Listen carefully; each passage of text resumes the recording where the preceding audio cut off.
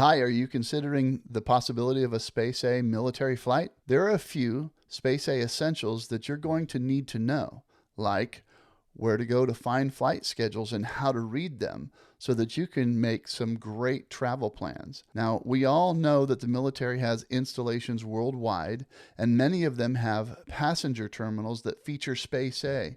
The biggest player in the SpaceA world is the United States Air Force Air Mobility Command, or AMC. And with AMC, all passenger terminals list their flight schedules and details on the AMC website. Finding AMC SpaceA flight schedules is actually pretty easy. If you know how to use Google, then you can do it. Just Google the AMC travel site or Air Mobility Command and select AMC travel site in the menu at the top of the page. Then scroll down to the passenger terminal directory. Here they've done travelers the favor of breaking out the listings of passenger terminals by region, AMC, non-AMC affiliation, and by active or reserve guard affiliation. Now you're going to navigate to a specific passenger terminals page and scroll down to the section of the page that shows the 72-hour schedule, the 30-day schedule, and the roll call. The 72-hour schedule is just that, a 72-hour look ahead or forecast of scheduled flights, and this is where you'll likely find the critical data for your travel planning. Some AMC passenger terminals also feature a 30-day schedule, but not all of them do. The 30-day schedule is only accessible at passenger terminals that feature Patriot Express or rotator flights. If you're not sure what the Patriot Express is, you can check out my video about the Patriot Express and why it's some SpaceA travelers' favorite way to SpaceA. And finally, the roll call is a roll-up or a report of the historical data for seats released for recent flights. They'll report data for flights looking back about a week. The roll call can be a helpful tool when travelers are trying to get a sense of how much competition there's been for flights in recent days and how many flights have been going to your target destination on recurring routes like Travis Air Force Base to Hawaii. For purposes of example, we'll use a flight schedule from my favorite passenger terminal at Travis Air Force Base. There is usually one slide for each of the upcoming 3 days, and it contains the following information. Here you'll find roll call. This is the time at which the terminal staff read the names of the passengers who have competed successfully for the flight and have been selected. Destinations. This is self-explanatory, really, but for the benefit of Marines who may be viewing this video, it's the airports to which a flight is going.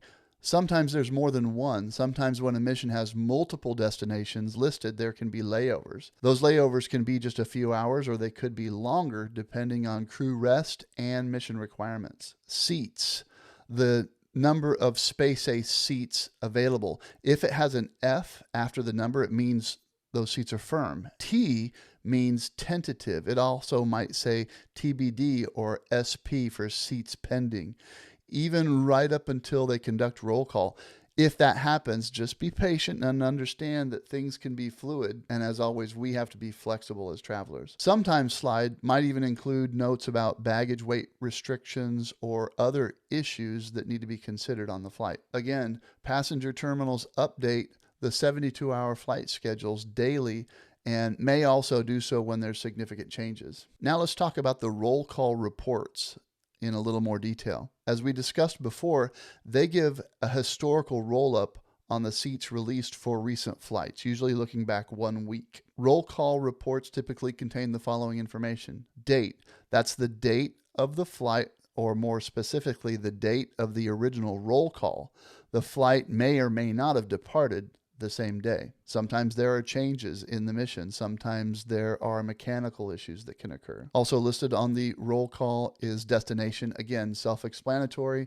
Same as in the 72-hour flight schedule, there may have been multiple destinations for a flight. Seats released. The final number of seats that were released, and it may differ from what was posted on the 72-hour schedule. Again, this is because things change, and what was forecasted may not reflect what actually happened in the end. Flight crews can make changes because of weight conditions or circumstances surrounding the mission. Seats used, and that's the number of SpaceA passengers actually occupying the seats. Packs selected, lowest category selected. Of the passengers selected for the flight, the lowest SpaceA category of any individual traveler. Also, in this information is packs selected, date and time of sign up. Of the passengers selected, the latest date and time of sign up. This information gives you an idea of how competitive it was to get on the flight. Packs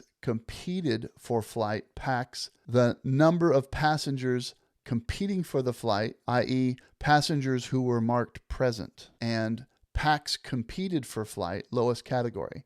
This represents the lowest category of passenger competing for the flight. Packs competed for flight, date and time, sign up. The most recent sign up date of passengers competing for the flight. It's often the same day as the roll call, which means that someone chose not to sign up in advance.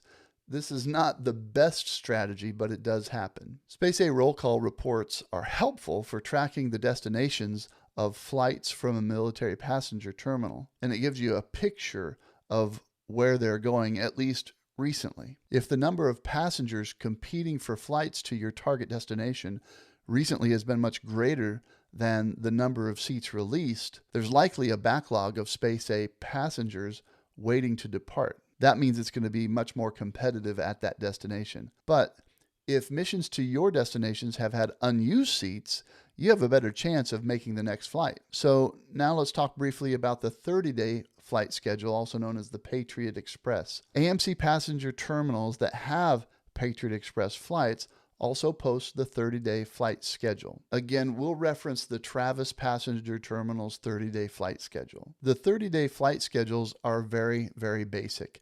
They list the date and destination, but not the number of SpaceA seats available. Information about seat availability is not going to be published until a maximum of 72 hours before the flight.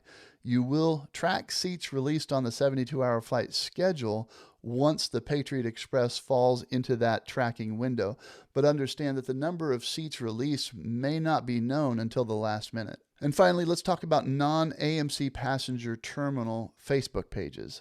Some non-AMC passenger terminals, particularly Navy passenger terminals, still put flight information on their Facebook pages. This can also be true of Reserve and National Guard installations. This gets down to a case-by-case basis and may require extra research on the part of SpaceA travelers, but it can pay off. In some cases, when all else fails, call passenger terminal staff directly. They'll often list upcoming flights on a 24-hour flight recording. So that, in a nutshell, is my overview on how to find the flight schedules and how to read them. If you're just getting started with this SpaceA thing, I'd encourage you to check out my SpaceA Bootcamp video. You can click on that here. There's an entire series there where I break SpaceA down by the numbers, and hopefully that'll be helpful for you. I hope this information has been useful to you. Thank you for being here, and good luck on your SpaceA adventure.